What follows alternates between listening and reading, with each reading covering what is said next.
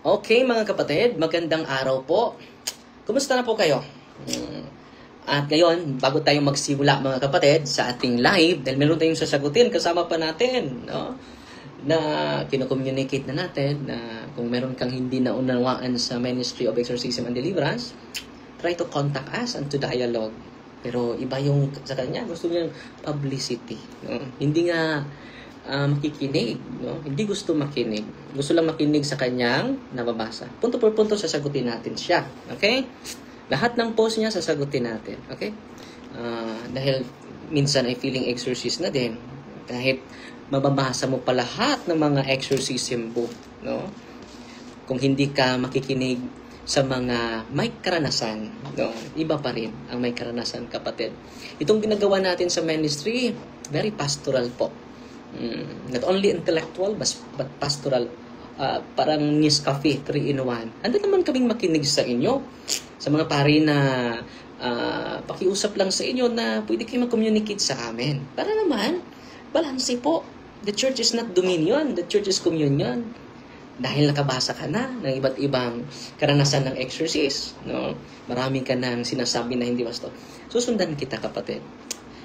Puno yung respeto ko sa iyo, pero ngayon nakunan na, no? Dahil minsan ang tao ay magmamarunong sa mga bagay na hindi naman nila naintindihan. Okay? Ito yung sabi niya, no? Punto po punto sasagutin kita. Okay? Sabi niya, 60,000 exorcism cases in Father Gabriel Amort in 1986. Only 1,200 are real possessed. And the 58,800 need psychiatric intervention. Totoo naman yun. Yan ang ginagawa namin dito. Kung nakikinig ka lang. Alam mo, kapatid, hindi ko i-mention yung pangalan mo. Gusto mo ng publicity eh. Akala ko sincero tayo. Ano sabi ni Kristo sa atin? Kung may hindi ka naunawaan sa iyong kapatid, make a private correction to avoid scandal. Pero ang ginagawa ninyo sa mga kasamahan nating pari, no? Hindi nyo sinusunod si Kristo. Anong sabi dito? Tatanggap naman tayo ng fraternal correction, kapatid. Ang hindi lang natin maintindihan, bakit dadaanin pa natin sa posting, di ba? Susundan kita, kapatid. Okay? Nung sabi ng ating mga sa ating Panginoon, ito yung advice ng ating Panginoon, no? Basahin natin, ha?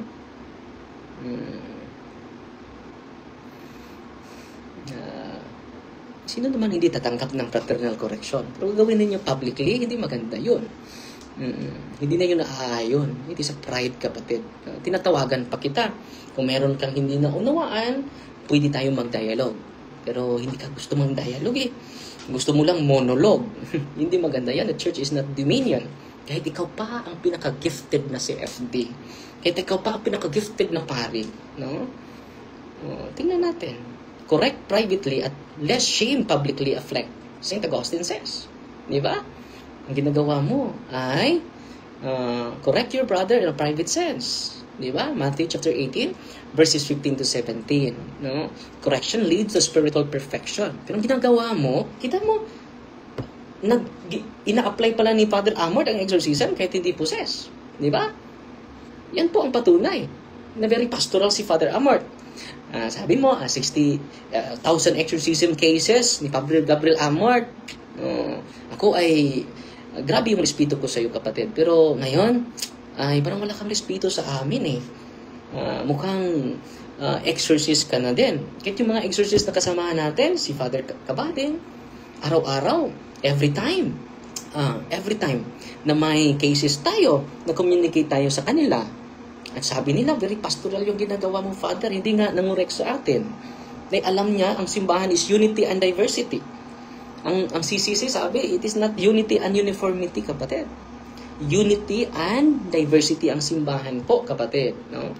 So sa post mo dito, no, ako ang inaatake mo lagi, no, lagi ka lang nagpo-post pasaring sa atin, willing naman tayo makinig sa iyo. Dahil marami ka nang nabasa eh. It will lead us to intellectual pride. Okay? Alam mo, kapatid, ang ginagawa namin dito, kumpleto na po yung team natin. sa exorcism and ministry, meron tayong mga medical experts. Pinadala natin sa isang last year sa conference. Lahat ng conferences na ginagawa nila Father Sikia, pinadala natin yung team natin. Meron tayong mga medical expert, mga psychologists, may psychiatrists dito sa Diocese of Tagbilaran. Kaya nga, magtatayo na tayo ng office dito. Pero kayo, no, lagi kayo nagpo-post again sa ministry. Yung bishop namin, laging nag-appreciate sa amin. No. Yan ang kulang ninyo, kapatid. Nakikinig lang kayo sa sarili ninyo. No. Meron pa mga pare na ginagamit pa yung pulpito. Para bang hindi kayo nagkatuwa sa mga sakripisyong ginagawa namin? Ang ginagawa namin ay para sa simbahan po. Mas mabuti pa, ikatikais niyo mga tao sa occultista, sa mga superstitious belief. Pero itong mga tao na team natin, wala nga itong sweldo eh. Ang ginagawa ninyo, inatake niyo pa. Di ba? Pwede naman kayo mag-contact sa amin. Sabihin mo sa kasama mong pare. Makinig naman kami. Dito sa office natin, kompleto na po. May psychiatrist na, may psychologist na, with approval of the mahal nating obispo dito sa Diocese of Tagbilaran po. At lahat ng mga cases natin, nirecommend natin psychological and sa mga psychiatrist po. No? Psychological counseling, yan ang proseso. Pero pwede mauna, pwede din mahuli. No? Because the church is unity and diversity, kapatid. Ang ginagawa namin is pastoral approach. No? Para kang obsessed ka sa pagpangita og sayo. No? There's no appreciation in your heart. Naawa ko sa iyo, kapatid. So, sasagutin kita punto por punto. Ang obispo namin dito ay supportive na supportive. Ikaw nga ay hindi obispo, hindi din pare, hindi din exorcist, nagmamarunong. Ang pakiusap ko sa iyo, kapatid, listen more. Be humble. Kahit mabasa mo pa ang tibok, lahat ng aklat sa exorcism. Ako saludo ako sa iyo, intellectual gift mo. Pero sa pastoral side, hindi. Intellectual pride yan, kapatid. Kahit marami akong natutunan sa exorcism, kapatid, willing ako makinig sa inyo. Don't use public platform to discredit those people who sacrifices to the ministry of Jesus. No? Wala kang sweldo itong mga taong ito eh. No? Ano ba? Nagbigay ka ba sa kanila? Sabi niya, good confession is better than an exorcism. Yan ang sinasabi namin. Yeah. Please don't really need to do anything extraordinary. Always a good place to begin when somebody comes to me. And if they seem to be troubled or afflicted, hear the confession, perhaps, the anointing of the sick. Yan ang ginagawa namin dito eh. No? Even Father Amor, the former chief exorcist in Rome, used to say the good confession is better than exorcism. Because a sacrament, yan ang sinasabi namin eh. Kung kinig ka lang sa amin. No? Matod pa ni Father Lampert, exorcist, niya, 1,800 na callers niya, most of them, self-diagnose, nangayawaan, pero sa tinuod, mental disturbance. Totoo naman yan. Hindi naman namin, may proseso kami dito, kapatid. Ang daming nag-contact sa amin, hindi lahat possess. No? Yan ang ginagawa namin. No? Madala o medical intervention. Lahat ng mga pumupunta sa amin, kapatid, nirecognize namin. Nirecommend namin psychological counseling, lahat dito. Kung makikinig ka lang sa amin, we are so prudent. No? Dapat ang mga exorcists, mga skeptics, ani nga butanga, sa lain niya pagkasulti, prudent. Yan ang ginagawa namin eh. Ikaw lang hindi prudent. Dili ako kasulti nga isa ka, walay background, spiritual warfare, kundi isa sa mga exorcists na well-known po, nga isa ka book author. Totoo naman yun. Yan ang ginagawa namin eh. Ang problema sa'yo, nagmamarunong ka eh. Psychology and exorcism. Ako kining psychology and exorcism, wala kining magkasumpaki, kundi tabang, tinuod. Kaya nga, meron kaming psychologist sa team namin. Na bago pa yan, kompleto na po kami. Meron mga medical doctors, kompleto na po. Sabi niya dito, usa ka expert o exorcist ka Father Vincent Lampert, nag-ingon kabahin sa importance ni ining experts in medical field because judging nga na-possess ng tao, that's why exorcists are trained to be skeptics. Kaya nga, hindi kami naniniwala agad. May proseso yan, kapatid. Ginagawa na namin yan. Akala mo, hindi mo namin ginagawa yan. Akala mo lang yun. Kaya nga, tinatawagan kita. Ako unang tumawag sa iyo, ha. Sinabihan kita, pakiusap, kapatid, kung meron ka mga biases na hindi mo naintindihan sa ministry, willing naman kami makinig. And then kung may pagkukulang kami, willing kami to accept our lapses. Pero ang ginawa mo, kapatid, ang dami mo. Kasi basahin natin. Sabi niya dito, ay lahat ng mga conferences mula 2022 ay patuloy tayong 2025 na 2022 patuloy tayo nag-updating mga kapatid. Wala pong tigil. Itong ginawa natin is pastoral approach, intellectual and pastoral approach. Ginagawa namin lahat, no? Ang mag-diagnose niyan hindi ang psychologist na hinaharas siya or hindi nila yan linya, no? Kami ang mag-diagnose. At yung mga spiritually harassed, may psychological disorder yung iba. So, i-recommend namin. May dual may psychological disorder, katulad ng 20 years. Doon sila sa psychology, psychiatrist, 20 years. Alam nyo kapatid, pagpunta sa office, pinaprocess natin, hindi agad-agad. No? May process yan kapatid. I-catechize pa yung buong pamilya. And then yung team, pagod na pagod talaga. No? Ako po ay saludo sa team natin. At sa mga team na nabuo sa ibang mga pari dahil hindi makaintindi yung iba eh. I-judge tayo directly na hindi ko anak, nabuang na, nanay gamay, di ba? The church would want to rule out any other possible explanation. Here in United States, no? Tingnan mo kapatid, the church is unity and diversity. Ang simbahan, no, kahit yung mga exorcists na kasama natin dito, ay approve sa ginagawa natin. Ikaw lang ang hindi approve, no? At si Father Sikia, nakausap kami personal. Ito yung ginagawa namin. Sabi ni Father Sikia, yes, Father, every exorcist has enlightenment from the Holy Spirit. And that's the reason why, Father, sabi ni Father Sikia sa akin, we need to have conferences every year to update all of us, to share our experiences. Because there's no monopoly of knowledge, Father. Si Father Sikia na anong sasabi, ha? Ito yung procession namin, Father. Si Father Kabading, lagi natin kinu-communicate. At sabi ni Father Kabading, maganda yan, kapatid. Pero ikaw, hindi nga exorcist eh. Nagbabasa lang. No? Parang, it is a usurpation of authority, kapatid. No? Each exorcist has a uniqueness. Sabi ni Father Kabading at Father Jose, sige, lagi tayo nagko-communicate sa kanila, ha? Kung meron tayong mga cases, anong dapat gawin, ano dapat i-pray, may connection tayo sa international exorcist, si Father Sikia. At alam mo kapatid, na nagmamarunong, dahil marami na daw siya, na nabasa na exorcism book. At wala din siyang karanasan. Hindi ka naman appointed exorcist. Compare sa mga appointed exorcist na unang pa sa akin for 30 years, lagi akong sumasaludo sa kanila. At merong isang kapatid, wala nga karanasan nagbabasa lang. No? Laging nagpo-post against sa atin. Yan ang gusto mo eh. Sasagutin kita. Dito sa natin, nakipag-usap ako sa iyo personal dahil malaki yung respeto namin sa iyo. Pero para pala kang respeto sa amin eh. Nagmamarunong ka kasi. Okay? Okay, patuloy tayo. Basahin natin yung sinabi niya. No? There's a protocol that we follow in United States, no? And then, ang protocol ko dito ay aking obispo, di ba? The church is universal, kapatid, no? There's no monopoly of knowledge and experiences, kapatid. Somebody contact me.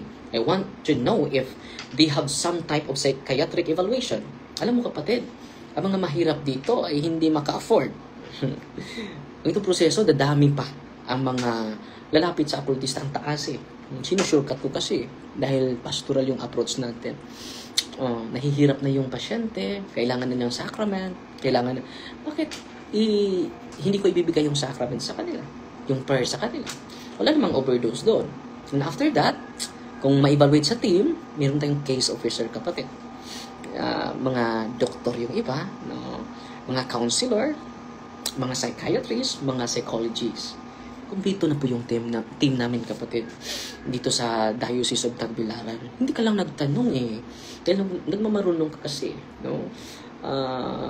Grabe yung saludo ko sana sa'yo. Pero ngayon, nakunan, no? Because you never listen to us. You continue to, parang kang komentarista sa radyo eh. No? Okay? At I am under with my bishop.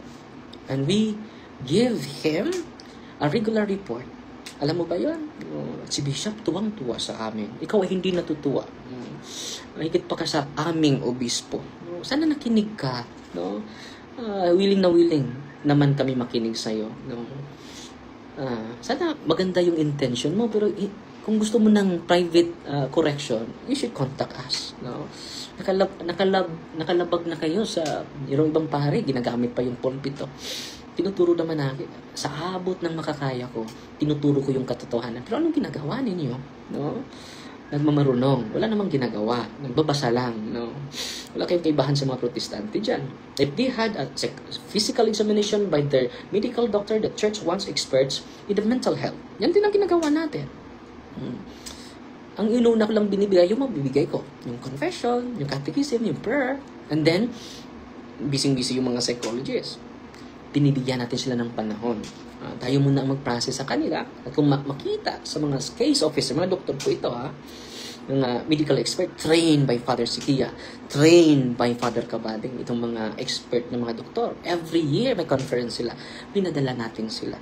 Sana nagtanong ka, kapatid. No? Akala mo wala kaming medical experts. Kumpleto na po sa awa ng Diyos. No? Sabi ko sa iyo, makinig ka. Huwag kang madaldal. Madaldal ka masyado No? Akala mo, ang simbahan is unity and uniformity. The church is unity and diversity po. Okay? The church wants experts in the mental health. Yan ang ginagawa namin dito Pero inuuna namin binibigay ang sacrament. Wala namang overdose doon, kapatid. Pero hindi namin, kailanman, wala kaming pasyente na sinabihan, huwag kang pupunta sa doktor.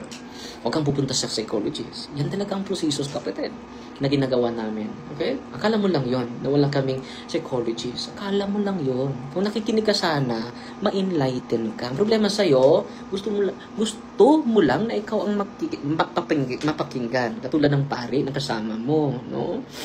Okay? Kung alam mo lang, yung mga pasyente namin kinulam.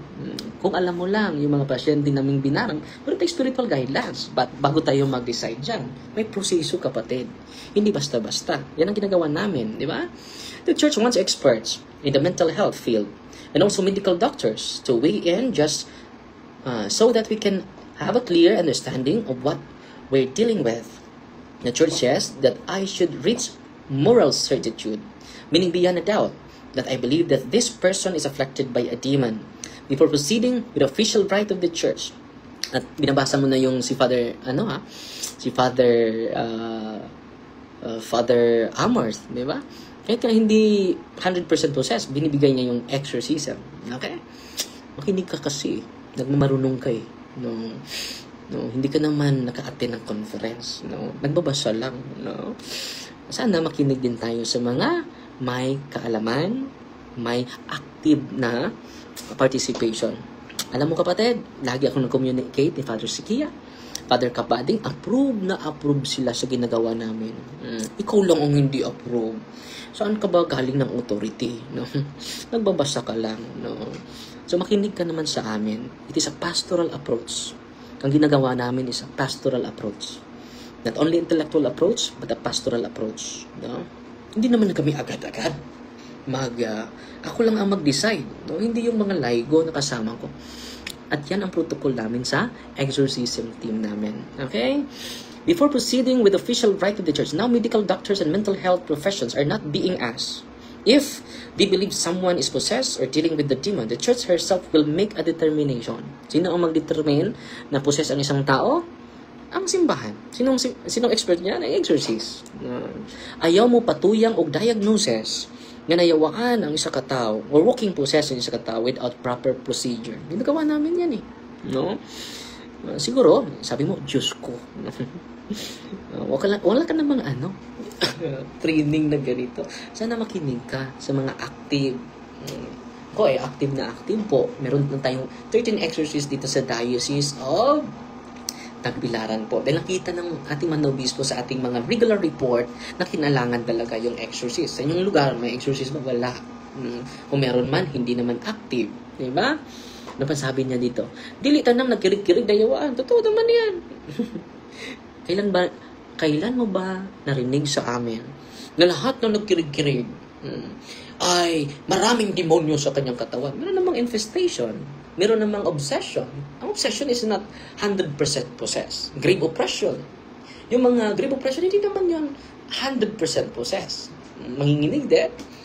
And then, lahat po sila na may grabing reaksyon, meron tayong mga psychologists, medical doctors, na magbigay tuon, na magbigay pansin sa kanilang kalagayan, kapatid. Okay? Huminahon ka lang, kapatid. Agresibo mo eh. No? Malaki pa ng respeto ko sa'yo.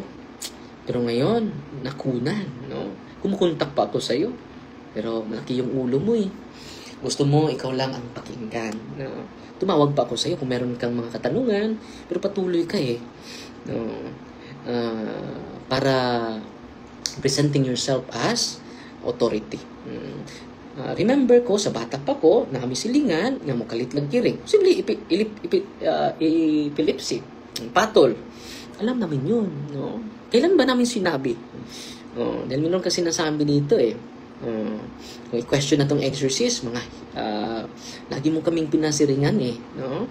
Ito, mga CFD, dili ta fanatic. Ga-advocate ta og faith and reason. Sige mo gis ko tag logical fallacies unya kung questionon inyong exorcist. Referring to me. Mag-label mo og mag-question demonic. Our fundamental theory reminds us the church has always insisted intellectual character or supernatural faith. Totoo naman yun, no? Yung mga kasamahan kong exorcist nga eh, hindi nag-question dahil meron kaming communion eh. Ikaw wala. Sino ba yung communion mo? Dapat ang makaintindi sa atin, yung mga kasama natin ng mga exorcist. Sige, sasagutin ko yung mga katanungan mong kapatid. Okay, we must not become preoccupied with either ghosts or demons. Instead, we should be focused on that which is good. Ito naman yan. Paano ka makafocus sa good? If you are harassed by the evil spirit, di ba? 1 Pedro 5:8 ang yawa, nasa itong kiliran. Sayop din yung kuan na to, si St. Peter na to. Dahil marunong itong kapatid namin, sabi niya dito, may pinuquote siya dito eh, na, never dialogue with the demon. No? Pope Francis I must never dialogue with the devil. Totoo naman ito. Pero alam mo ba, merong, ang exorcist eh, nakasagawa siya ng imperative command, imperative question. Hindi ko alam kung alam mo ba ito. Anong sabi dito sa aklat ni Father? Kabading na lagi kong binabasa. Makinig kayo mga pari. Judgmental yung iba hindi naman lahat. No? Sasagutin ko talaga kayo. No? Mag-communicate kayo sa akin. Bakit hindi kayo mag-communicate sa akin? No? Makikinig naman ako. Though I have intellectual background sa exorcism, hindi naman ako nagmamarunong. Lagi akong nakikinig sa mga unang mga exorcist ko. Alam nyo, yung mga exorcist na una sa akin, sabi nila, when we meet in the conference, Father Darwin, marami pong salamat dahil maraming pumupunta sa office namin nakatekais sa punto por punto. Pero kayo parang hindi natutuwa. Lagi lang kayong naghahanap ng mali. Okay? Makinig ka, kapatid. Totoo, 100%. We should not dialogue with the demon. Pero tingnan ang exorcist lang makasagawa ng imperative question, imperative command sa mga demonyo. Because he is appointed by the bishop. Anong sabi? Some seasoned exorcists, immediately after the presipio, no? Imperative command, imperative question, will command the demons always, in the name of Christ, to tell the reason of the possessed, or the circumstances that brought it about. Nasabihin mo, example, meron akong pasyente na na-possess. Na, yung totally possessed talaga. Na sino mag-diagnose niya? Hindi ang psychologist. Ang exorcist ang mag-diagnose niya. Kung tatanungin mo, ito, yung pangyayari, alam mo ba ito? Wala akong matatandaan, Father. Yan po ay full possession. At alam mo kapatid, lahat ng mga ina-exercise ko, nirecommend namin sa mga medical experts. Wala kaming pasyente dito na hindi namin nirecommend kailanman ng mga psychologists. Dapat ilagay mo yan sa isipan mo. Mga pare na tinitira tayo sa pulpito, nasagutin ko kayo with a humble heart po. Kung meron man kaming kakulangan, we are willing to listen. I am willing to listen. I am willing to be corrected. Pero ang ginagawa ninyo, ginagamit nyo yung pulpito. Maganda ba yun? Anong sabi ni Kristo? Matthew chapter 18 verse 15, puntahan mo. Mag-usap kayo na kayo lang. Anong ginawa ninyo? Public sympathy ang ginagawa. So, sasagutin ko. No? Sasagutin ko. Anong sabi dito? Can command, imperative question. Ang exorcist lang magsagawa niyan. No? Okay? Yung isang minister ko na hinaharas talaga siya ng demonyo, marami siyang makikita. I-recommend natin mga psychologists, psychiatrists pa. No? Listen to them. Sinabihan natin, listen to them. At ngayon, malaki yung improvement niya. Okay? Kung nagtanong ka sana, ma-enlighten ka sana, kapatid. Okay? So, I make a presepio. Imperative command, imperative question, should never, sabi dito, the demon always, in the name of Jesus, to tell the reason, I command you to tell me the reason why you possess her body, her body. Sabi ng demonyo, because we have a covenant with her, covenant of blood. Where do you put the covenant? Sabi ng demonyo, in her house. Where particular in her house? Tell me the whole truth in the name of Jesus of Nazareth. Yun, hindi sabi ng kasinungalingan because it is a presepio using the authority of the exorcist. Okay? Using the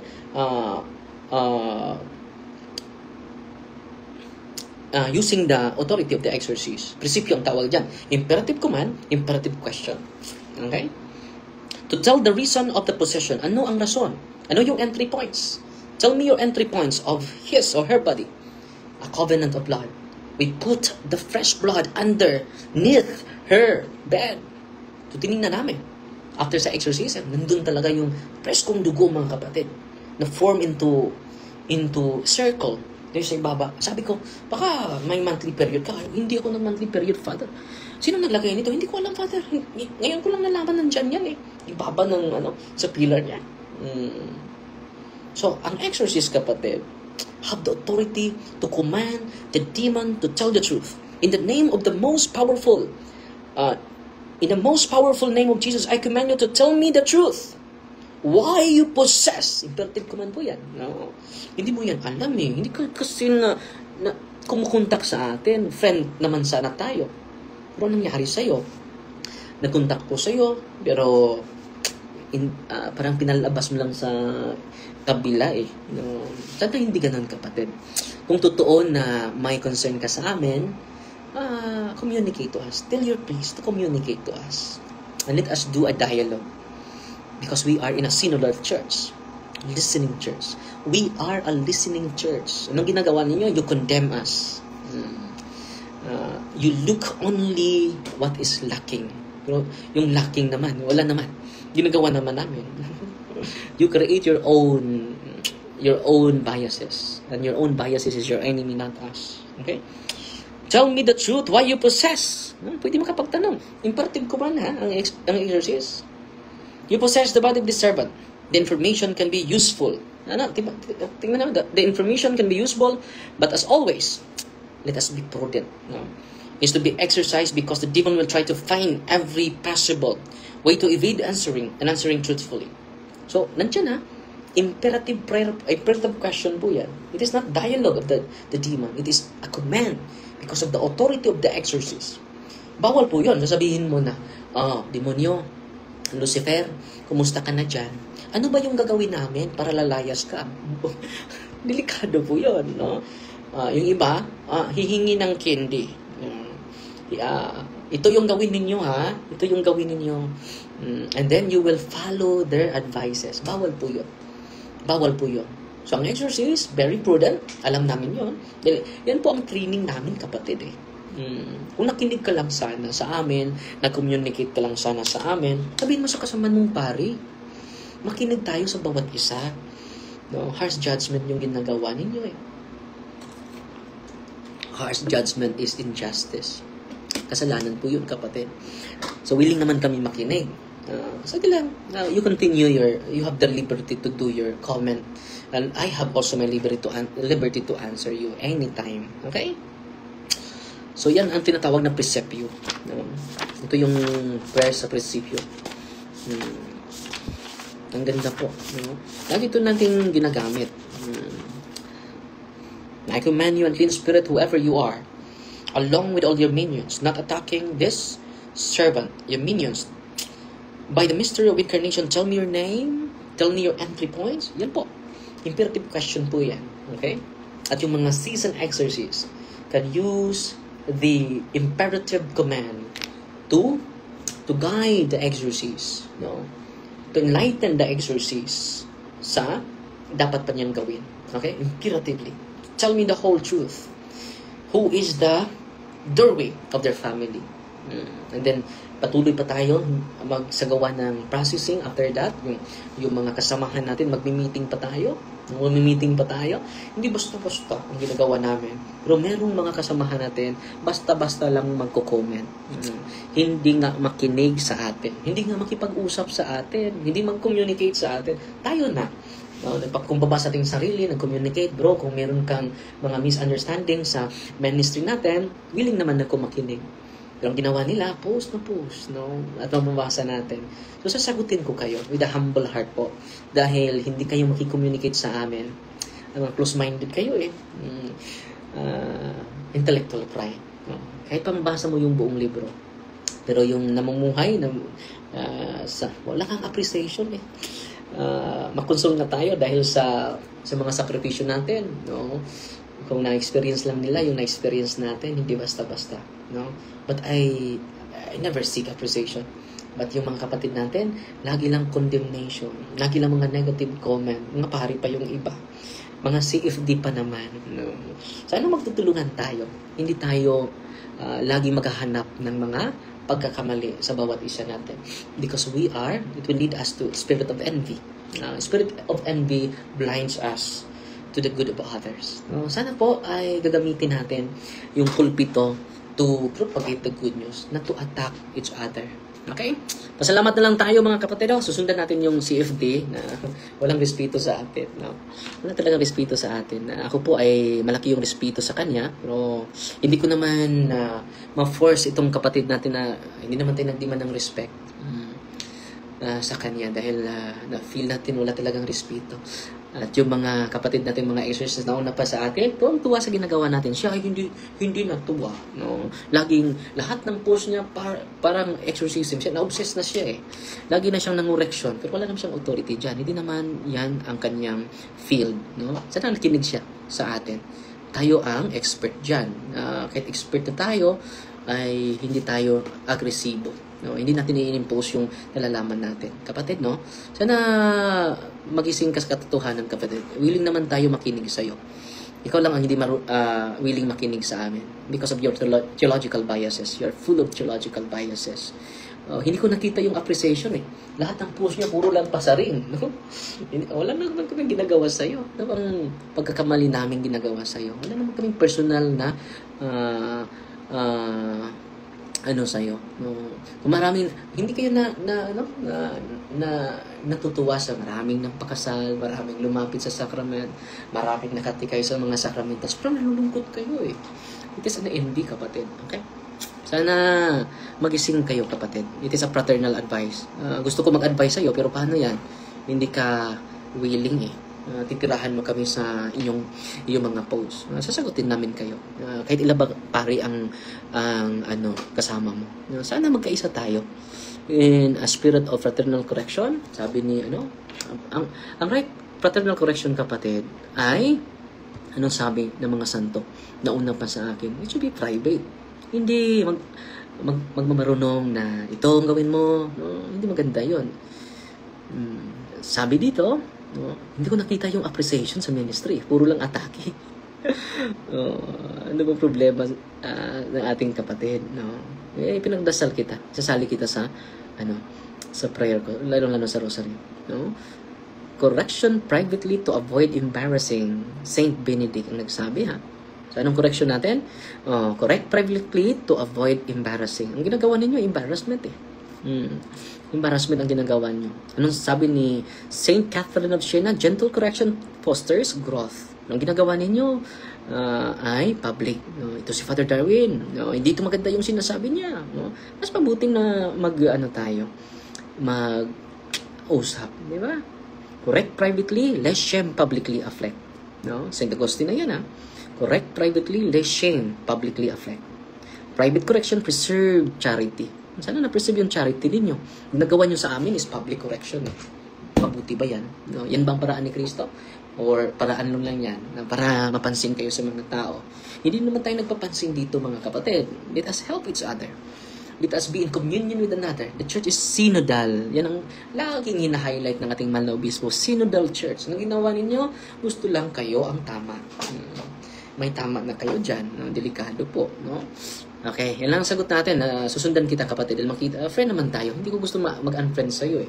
Friend naman tayo. Sasagutin ko lang publicly dahil you accuse us in public arena. So sasagutin namin kayo. Hindi ko lang pagnangalanan dahil may respeto pa ako sa'yo eh. Pero na-feel ko wala ka ng respeto sa akin.